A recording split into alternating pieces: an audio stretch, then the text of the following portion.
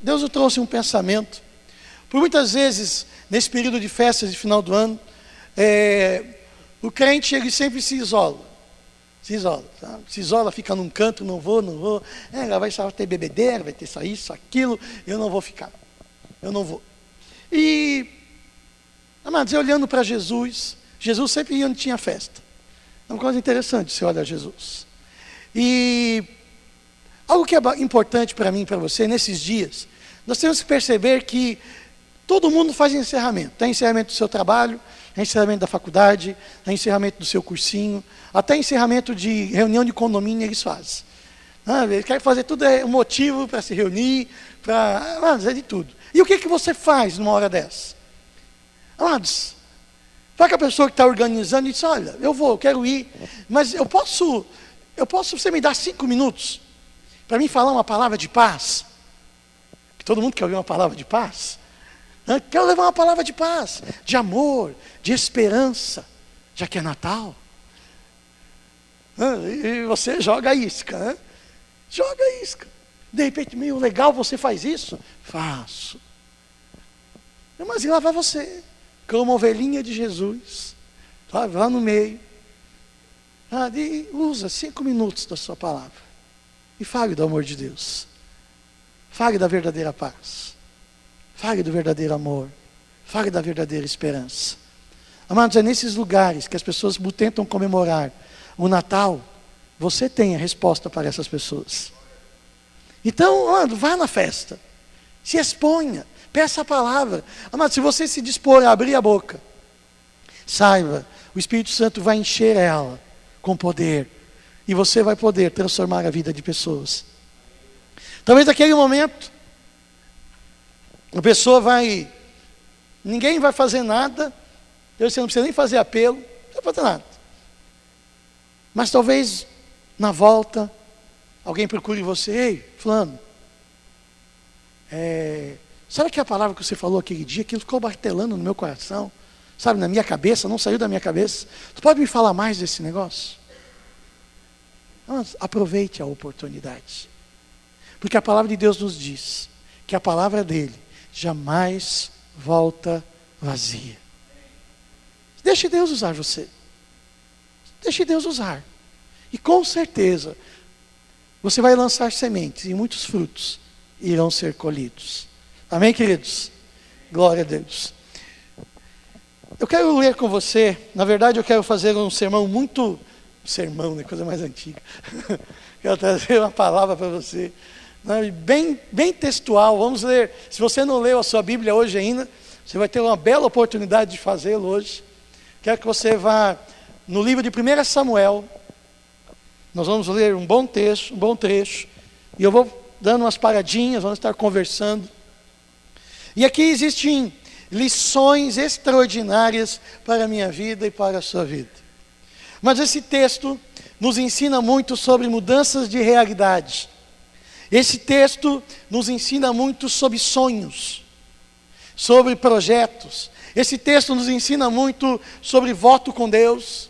Esse texto nos ensina muito sobre fidelidade a Deus. Esse texto nos ensina muito como Deus se move na nossa direção quando nós temos o desejo de glorificá-lo. Nós podemos aprender muito com esse texto. E se você está anotando, e o título da mensagem é Aprenda a Ser Próspero. Aprenda a ser próspero. Não vou falar de dinheiro, que é interessante se fala prosperidade e dinheiro. Não. Prosperidade, você precisa ser próspero na sua família, você precisa ser próspero na sua vida emocional.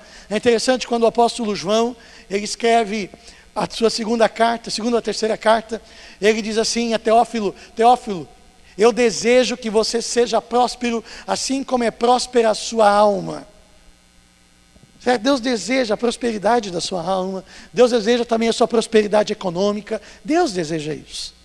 Mas aí precisamos aprender a ver a prosperidade, ver a realização de nossos sonhos. Quanto de vocês têm sonhos? Vocês têm sonhos?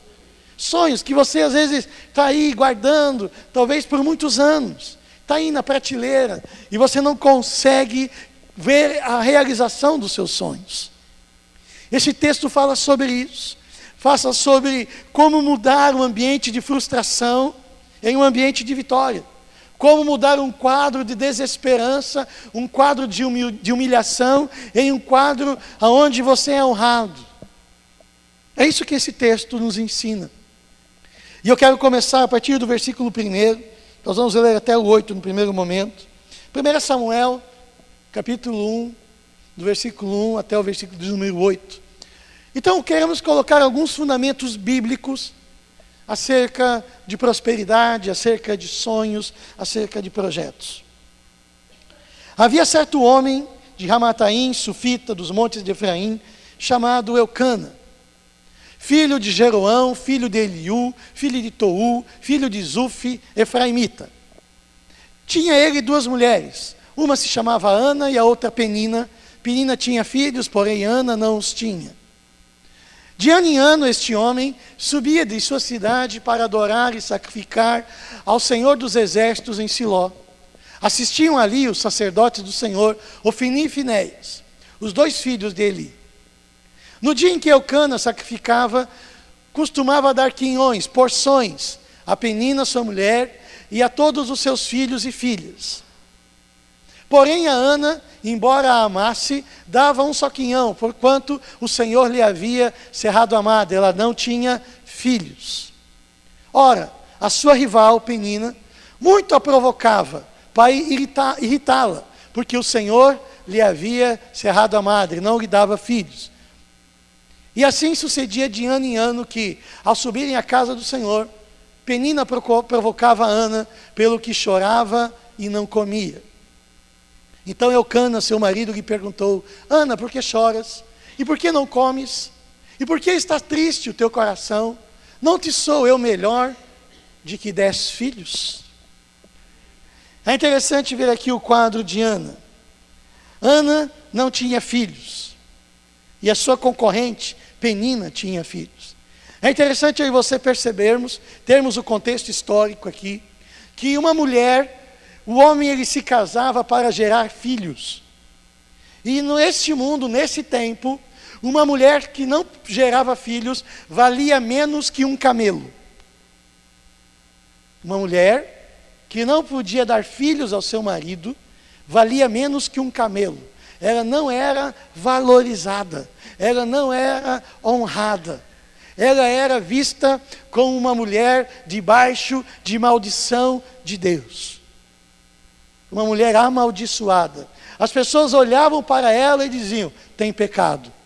Se Deus lhe cerrou a madre, se Deus não permite que ela tenha filhos, é porque ela está em pecado. Esse estigma estava sobre a vida de Ana. Ana vivia com esse peso sobre os seus ombros. E o que ela desejava era ter filhos. Mas o que é interessante é que mesmo com essa necessidade, mesmo com tanta humilhação, mesmo com essa tamanha afronta, ela permanecia fiel a Deus. Diga: Ana permanecia fiel a Deus, mesmo estando frustrada, triste e humilhada.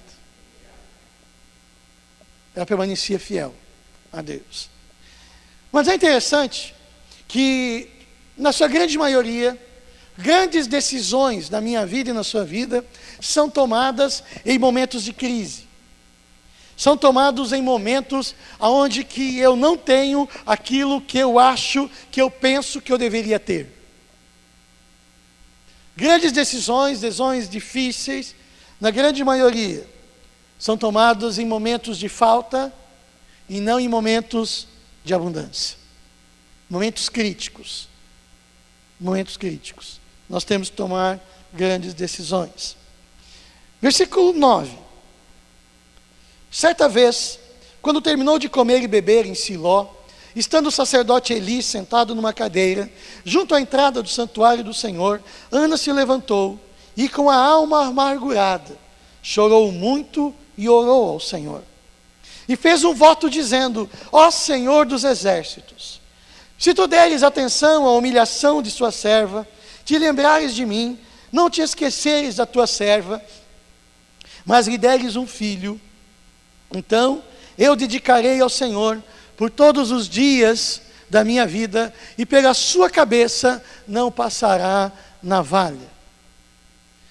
Continuando ela a orar perante o Senhor, Eli observou a sua boca. Porquanto Ana falava no seu coração, só se moviam os seus lábios, e não se ouvia a sua voz, pelo que Eli a teve por embriagada. E lhe disse: até quando estarás tu embriagada? Aparta de ti o teu vinho. Mas Ana respondeu: não, Senhor meu, eu sou uma mulher atribulada de espírito, não bebi vinho nem bebida forte, porém derramei a minha alma perante o Senhor. Não tenhas, pois, a tua serva por filha de Belial, porque da multidão dos meus cuidados e do meu desgosto tenho falado até agora. Então lhe respondeu Eli: vai-te em paz, e o Deus de Israel te conceda a petição que lhe fizeste. Ao que disse ela: acha a tua serva graça aos teus olhos. Assim a mulher se foi o seu caminho e comeu, e já não era triste o seu semblante. Amados, Ana decidiu fazer um voto a Deus.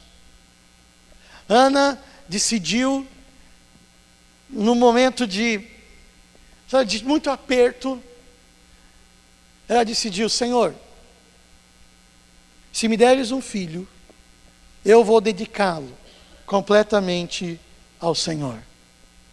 O que isso significa? Isso para nós, na nossa sociedade, parece tão distante, tão sem cabimento. Mas ela está dizendo o seguinte aqui: Senhor, eu abro mão do meu sonho para o meu deleite, para a minha vontade, e eu vou dedicar este sonho, esse meu desejo, para a honra e glória exclusiva do teu nome. Foi isso que ela fez. Senhor, eu abro mão de ter um filho para mim, para o meu deleite, para o meu prazer, para que a minha humilhação seja tirada, para que o meu nome seja lembrado entre os da minha terra, para que cesse a humilhação, a perseguição. Eu abro mão disso. Tu me dás um filho que eu vou entregar completamente a ti. Eu quero honrá-lo com ele. Eu vou entregá-lo só para o Senhor. E é interessante que, quando eu e você decidimos glorificar a Deus, e não a nós mesmos, os céus se abrem sobre as nossas vidas. Mas quando eu e você decidimos glorificar a Deus, os céus se abrem sobre a minha vida e sobre a sua vida. Diga assim: quando eu decido glorificar a Deus e não a mim mesmo, os céus se abrem sobre a minha vida. E o versículo 19 é interessante, e é interessante você perceber que Eli deu uma palavra. O homem de Deus deu uma palavra para ela: que o Senhor conceda aquilo que você pediu a Ele. E ela estava triste, estava amargurada com posse dessa palavra. A Bíblia diz que ela saiu da presença de Eli e a sua aparência não era mais triste. Por quê? Porque ela creu. Ela tinha uma palavra. Ela tinha uma palavra de um homem de Deus. Eu creio. E ela saiu. E o versículo 19 diz o seguinte: na manhã seguinte, olha só, eles se levantaram de madrugada, adoraram perante o Senhor. Isso era adorar. Mas é interessante, Ana não tinha nada, não tinha filhos, ela derramou a sua alma, e mesmo assim ela foi fazer o quê? O que ela foi fazer? Adorar. Ela foi fazer o quê? Ela já tinha um filho? Ela tinha recebido o seu pedido já? Mas ela foi fazer o quê? Interessante. E ela foi adorar ao Senhor, perante o Senhor, e voltando para casa. Eucana conheceu Ana, ou seja, teve relação sexual com ela. E o Senhor se lembrou dela. De modo que Ana concebeu, e no tempo devido, teve um filho, ao qual chamou Samuel, porque dizia ela: o tenho pedido ao Senhor. Aleluia.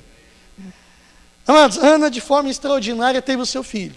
A mulher estéril, que não podia ter filhos, de uma forma extraordinária, ela realizou o seu sonho. O seu sonho, o seu filho, estava nos seus braços. O desejo do seu coração estava nos braços dela. Possivelmente ela fez uma grande festa, Eucana fez uma grande festa, eles se alegraram. E agora, o que Ana fará? O que Ana vai fazer? Ana vai cumprir o voto dela? Ou vai se apegar ao seu desejo? O seu desejo de ter um filho, de ter o seu sonho, vai ser mais forte do que a sua fidelidade a Deus. É uma encruzilhada aqui. Ela pediu, fez um voto com Deus. Deus, se o Senhor me der, eu vou entregá-lo a Ti. De repente, ela tem um filho. E ela tem agora a escolha. Eu vou cumprir o meu voto para com Deus, vou ser fiel a Ele, ou eu vou permanecer no meu desejo e pegá-lo para mim. Uma decisão. Quantas vezes eu e você estamos no mesmo caminho? Nós pedimos, e Deus nos entrega aquilo e você diz, quem sabe, entretanto, eu acho que eu não estava bem certo naquele dia, eu me deixei levar pelas emoções, e vou ficar, sabe, tenta dar uma de migué com Deus. Versículo 21. Quando no ano seguinte Eucana subiu com toda a sua família para oferecer sacrifício anual ao Senhor e para cumprir o seu voto, Ana não foi e disse ao seu marido, depois que o menino for desmamado, eu o levarei e o apresentarei ao Senhor, e ele morará ali para sempre. Ana decide ser fiel a Deus. E aqui, amados, o tempo do desmame era em torno de 2 a 3 anos de idade. É o tempo do desmame. Ela decide, eu vou cumprir o meu voto. Diga assim, Ana foi fiel. E aqui, amados, começa algo muito interessante, muito bacana, que eu e você temos que aprender muito. Vamos aprender aqui com Ana como se cumpre os nossos votos. Como devemos apresentar a Deus, a Ele, as nossas ofertas.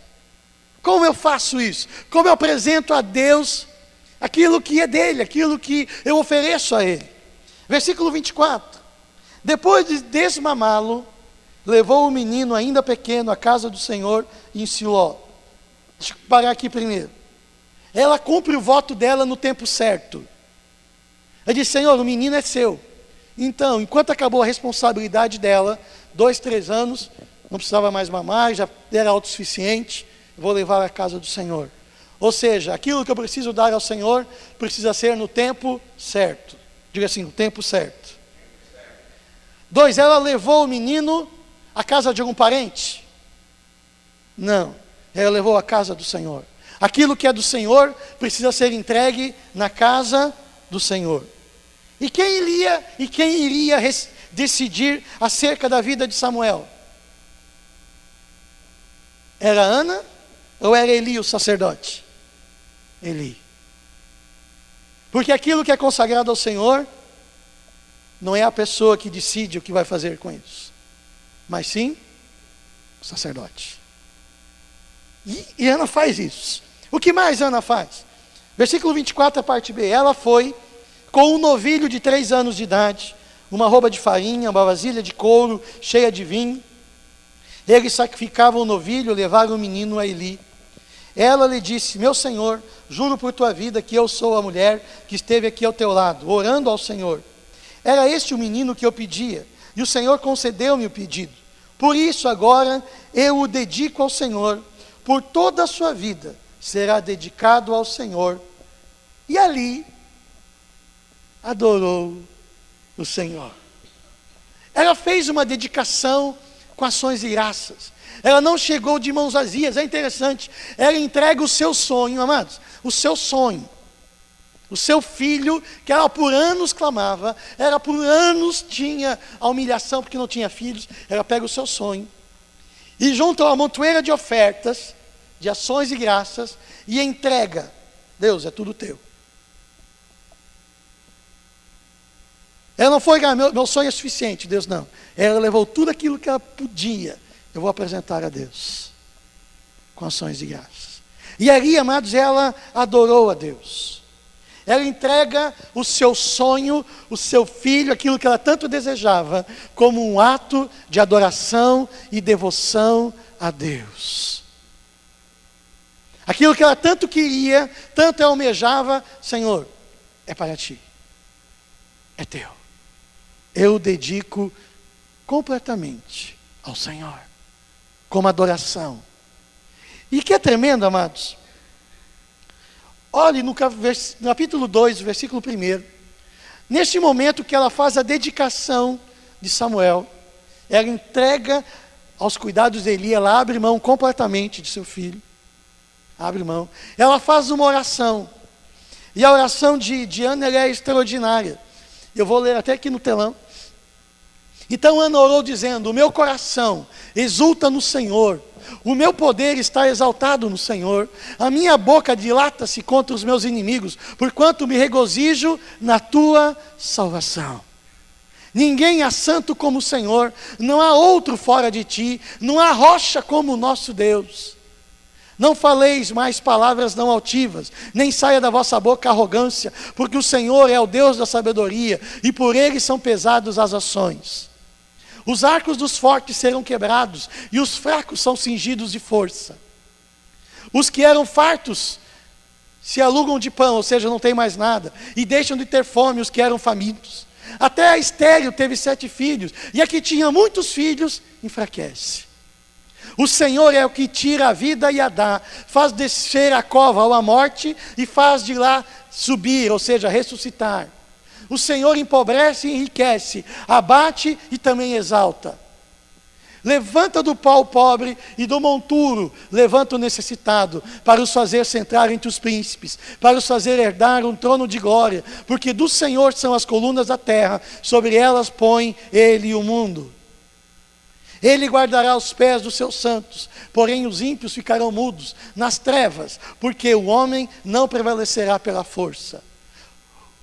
Os que contendem com o Senhor serão quebrantados, desde os céus trovejará contra ele. O Senhor julgará as extremidades da terra, dará força ao seu rei e exaltará o poder do seu ungido.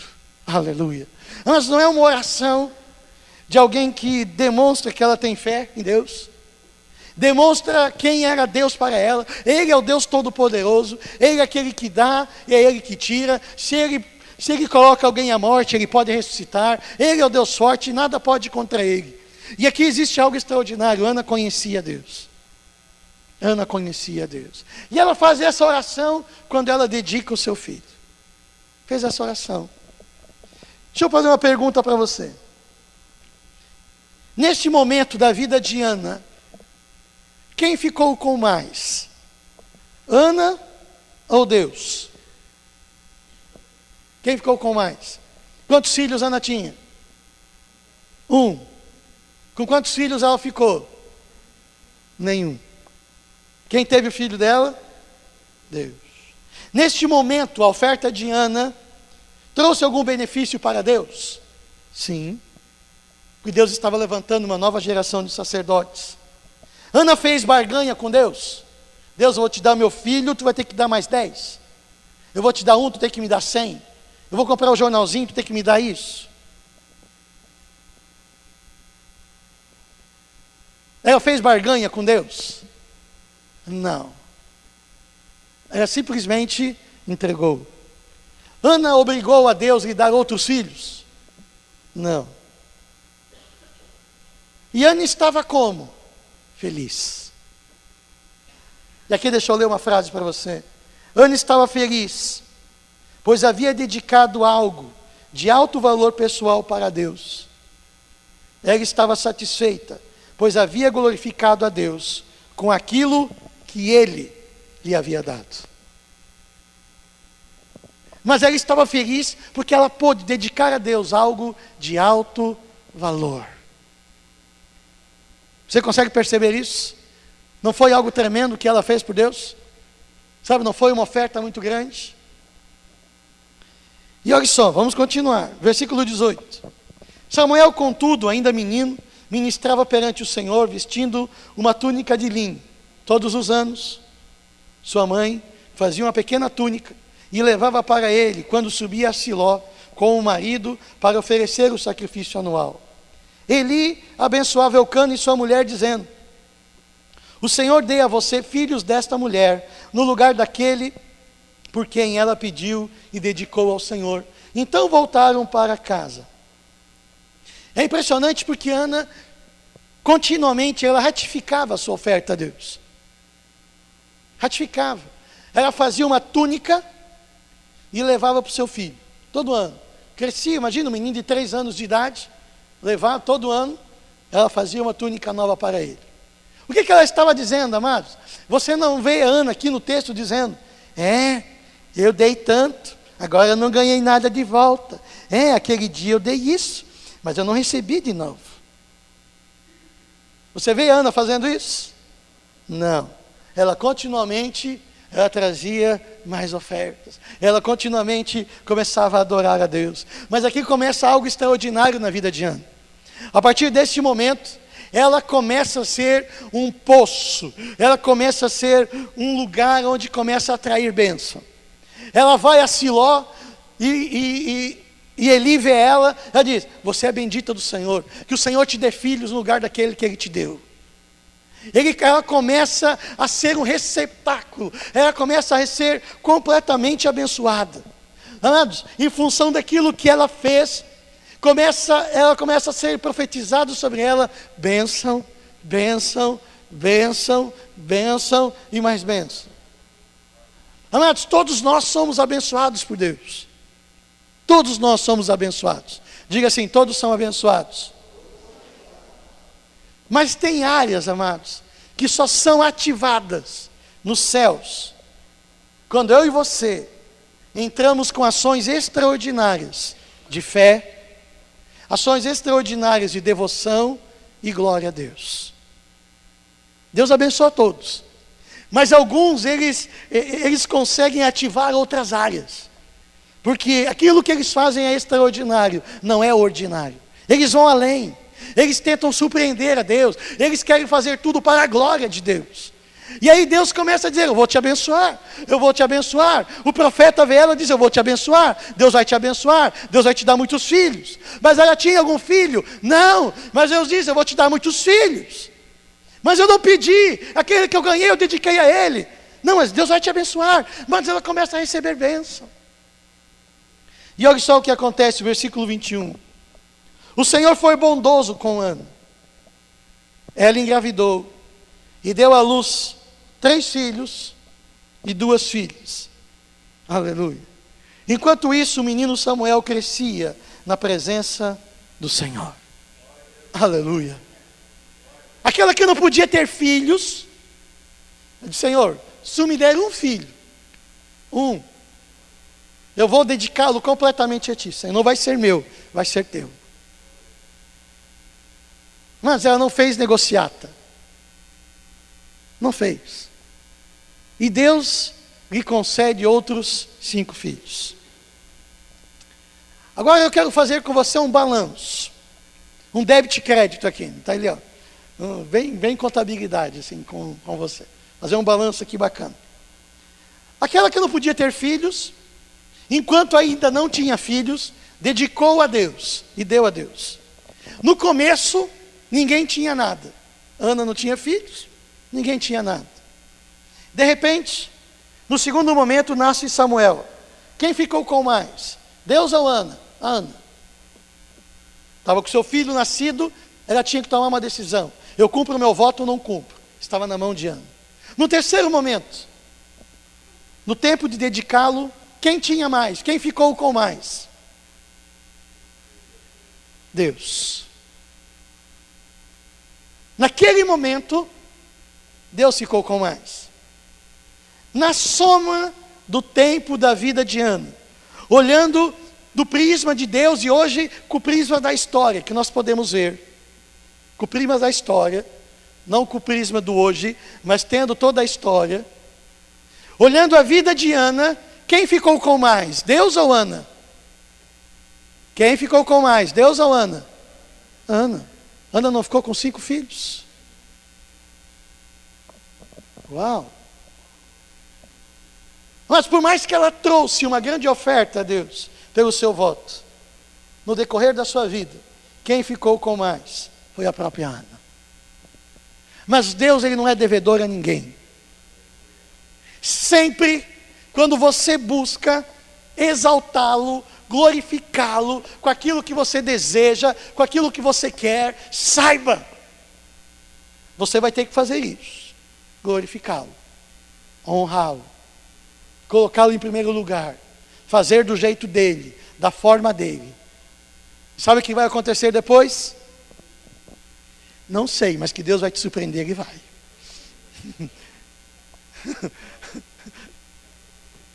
Deus vai surpreender você. Por quê? Deus não é devedor a ninguém. Deus não é devedor a ninguém. Mas a Ana não foi uma experiência extraordinária na vida dela? O sonho que ela tanto queria, Deus, vou dar para Deus, é teu. É teu, é teu, é teu. Eu não quero, o Senhor me dá, eu vou glorificar a Ti. Sonhos, projetos, votos. E aqui, vamos quase concluindo. E Samuel? E a oferta? E o sonho dela, que ela dedicou a Deus? E Samuel? Qual o resultado, agora preste atenção, qual o resultado do sonho de Ana, Samuel nas mãos do Senhor? Qual o resultado do sonho de Ana, que ela tirou das mãos dela e colocou nas mãos do Senhor? Que diferença fez Samuel nas mãos do Senhor? 1 Samuel 2:26. E o menino Samuel, 1 Samuel 2:26. E o menino Samuel ia crescendo em estatura e em graça, diante do Senhor, como também diante dos homens. Ele ia crescendo, ele ia crescendo. O Senhor ia honrando Samuel. Quem ia honrando Samuel? O Senhor. E olha só, capítulo 3, versículo 19.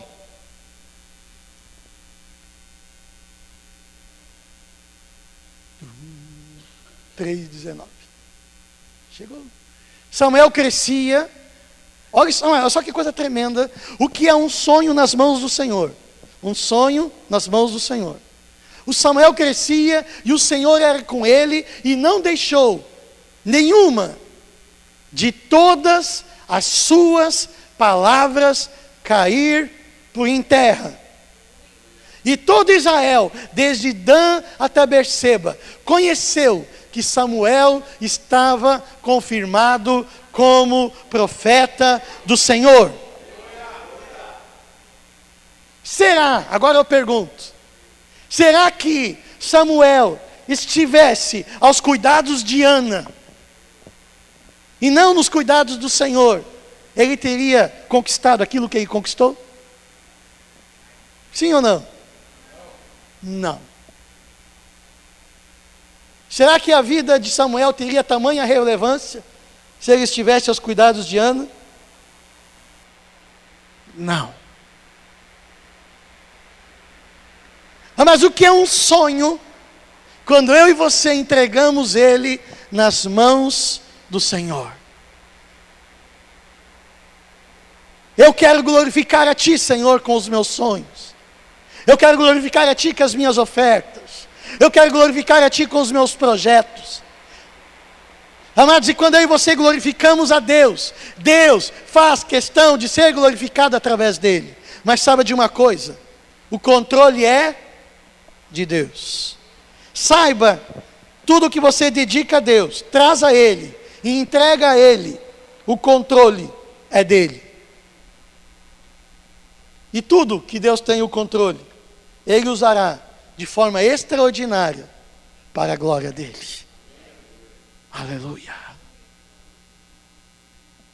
Quais os seus sonhos? O que você tem buscado em Deus? Amados, é importante você olharmos a palavra de Deus e tirarmos lições aqui. Importantes. Porque muitas vezes eu e você corremos, buscamos prosperidade nas mais diversas áreas das nossas vidas. queremos prosperar, queremos atingir aquilo que desejamos, mas para quem você quer atingir os seus sonhos? Quem é o beneficiário?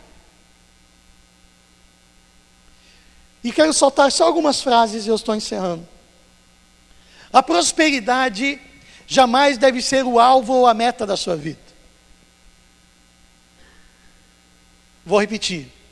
A prosperidade jamais deve ser o seu alvo, jamais deve ser a sua meta. Porque se a prosperidade for a sua meta, ela será a sua maior armadilha. Mas prosperidade vem de Deus, deixa Deus te glorificar, não corra atrás dela. Faça escolhas certas, busque em tudo glorificar a Deus, e deixe que Deus o honre, não você buscar a própria honra. Você entende isso? Uau! No reino de Deus, o ser em Deus é mais importante do que ter. Amados, no reino de Deus, primeiro vem o dar, e depois o receber. No reino de Deus, primeiro eu dou, para depois receber. Tem pessoas dizendo: Deus, transforme a minha vida. O que Deus pede em primeiro lugar? Entregue a sua vida para mim. Depois eu te abençoo. Primeiro a Deus, primeiro dar, depois receber. No reino de Deus, quanto mais desapego eu tiver, mais é possível conquistar. Mas quanto mais desapegado você for, mais você pode conquistar. Mais você pode conquistar. Enquanto o homem conquista para si, é ele que usufrui da sua glória. Quando conquista para Deus, a glória é de Deus. Você quer glorificar quem com seus sonhos? Quando Deus recebe a glória, Ele cobre de honra, glória e bênçãos aqueles que o glorificam. Aquilo que é dedicado a Deus, Deus utiliza para estabelecer os seus propósitos neste tempo, para esta geração. Mas tudo aquilo que você traz a Deus, aos cuidados de Deus, Deus utiliza para que os seus propósitos sejam estabelecidos. Agora deixa eu terminar com 4 frases e 4 perguntas para mim e para você. Você deseja uma vida espiritual próspera, frutífera? Isso acontece por fruto de você em tudo desejar glorificar a Deus. Você não ora, você não vai orar para ser abençoado. Você vai orar para glorificar a Deus. Você não lê a Bíblia para ser abençoado. Você vai ler a Bíblia: Senhor, eu preciso aprender com a Tua palavra porque eu quero glorificar a Ti. Você não adora a Deus porque você acha bacana. Você adora a Deus porque você quer glorificar a Ele. Você não obedece a Deus para receber bênção. Você obedece a Deus para glorificar a Deus. E quando você faz as coisas para a glória de Deus, você prospera. Porque você não busca para si, você busca para Ele. Amados, uma vida emocional próspera é fruto de amar incondicionalmente as pessoas. Ih, Jesus. Uma vida emocional próspera, ela é fruto de você amar incondicionalmente as pessoas. E não você em primeiro lugar. Pessoas com doenças emocionais são aquelas que buscam primeiro o seu interesse. São narcisistas, egoístas. Pessoas emocionalmente saudáveis são aquelas que primeiro elas amam os outros. Aleluia. Isso tudo para a glória de Deus. Porque o Senhor diz: amarás o Senhor teu Deus de todo o teu coração, de toda a tua alma e de todo o teu entendimento. E o segundo mandamento é: amarás o teu próximo como a ti mesmo. Aliás, da mesma forma como eu amo a Deus, acima de você mesmo. Tem uma frase Talvez eu vou trazer essa camiseta para cá para nós fazermos. É da aba de Curitiba, diz: eu sou o terceiro. Eu sou o terceiro. E é exatamente para a pessoa vir e perguntar para você: mas como é que é esse rolo aí de terceiro? Como assim terceiro? Você tem que ser o número 1. É, número 1 aqui, ó. Deus em primeiro lugar, o meu irmão em segundo, eu estou em terceiro. Porque isso glorifica a Deus. E eu faço tudo para a glória de Deus. Uau! E sabe o que acontece com você? Você prospera. Aleluia. Mas uma vida financeira próspera é fruto de colocar o dinheiro como um servo a serviço do reino de Deus. Ó, ninguém diz amém também? Ih, Jesus, vamos lá. Uma vida financeira próspera, acho que você não processou, eu vou dizer de novo. Uma vida financeira próspera é fruto de colocar o dinheiro como um servo a serviço do reino de Deus. Aleluia, Jeová. Mas está tudo aqui em 1 e 2 Samuel. Sabe, lá em casa Deus vai falar a mesma coisa com você. Mas nós podemos aprender. Está aqui, mas como eu e você podemos prosperar. Então pare, amado, de dar, sabe, de buscar frustração, chorando pelos cantos. Ah, eu queria isso. Ah, eu sonho com aquilo. Ai, fica, ai. E aí não adora a Deus, daí vive vivendo uma vida de qualquer jeito. É, Deus, estou de mal contigo, eu pedi aquilo, tenho desejado há tanto tempo, e o Senhor não me deu, então eu vou embora, não vou mais brincar de igreja. É, e depois vai brincar com o capeta nos quintos dos infernos. Está parecendo ontem já, deixa eu voltar aqui de novo. Não. Entregue o seu sonho na mão de Deus. Glorifica Ele. Porque se esse sonho não for de Deus, Ele vai tirar do seu coração. Se for dele, amados, faça tudo para a glória dele. Deus, eu vou glorificar a Ti. Sabe o que vai acontecer? Vai ser como Samuel. Extraordinário. Nas mãos de Deus. Não nas suas mãos. O controle é dele. Aleluia. Senhor, que esta palavra não venha simplesmente passar na nossa mente e esquecermos, mas que possamos perceber que ao buscarmos em todas as coisas glorificar a Ti em primeiro lugar, o Senhor se alegra disso, Senhor. Porque independente de nós mesmos, o Senhor é digno da nossa adoração. Porque o Senhor é Deus forte. O Senhor é Deus poderoso. O Senhor é o grande eu sou. O Senhor é Deus. Senhor, e o Senhor é digno do meu louvor. O Senhor é digno da minha adoração. O Senhor é digno. Porque antes de qualquer coisa, o Senhor já nos deu tudo. O Senhor já nos deu a vida. Senhor, e por nos dar o dom da vida, que a vida vem de Ti, nós queremos Te louvar, Senhor, continuamente. Continuamente. Continuamente. Continuamente. Senhor, e obrigado porque nós pertencemos a Ti. Obrigado porque nós temos em Ti o perdão dos nossos pecados. Obrigado, Senhor. Senhor, muito obrigado. Muito obrigado. Amém.